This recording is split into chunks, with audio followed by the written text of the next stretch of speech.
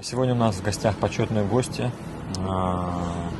глава Республики Башкортостан со своими коллегами прибыл в Республику Абхазия, и мы с моим коллегой, министром образования и науки республики, посещаем школу-интернат и четвертую школу в городе Очимчира.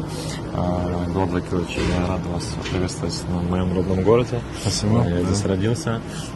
И вдвойне приятно, конечно, нашим директорам, что вы посещаете, задаете вопросы, поэтому я вам выражаю искреннюю благодарность.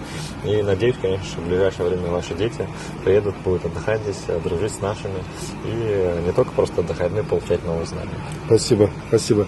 Сан Саныч, хочу сказать, на самом деле очень достойная школа. Посмотрели сейчас ваше подведомственное учреждение, школа-интернат имени Басария. Здесь мы рассматривали в первую очередь, конечно, как базу для отдыха наших детей. В принципе, я вижу вариант, что здесь 800 детей из Башкирии могут свободно отдохнуть в летний период. Тем паче, что пусть это не первая береговая линия, но главное, что до моря тут рукой подать, меньше километра.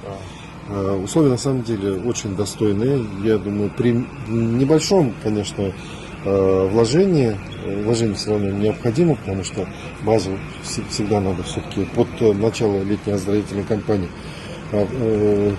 обновить. Я думаю, мы уже в рабочем порядке после. Да, самое главное, чтобы у нас был какой-то правоустанавливающий документ совместный, как раз, соглашение, протокол намерений.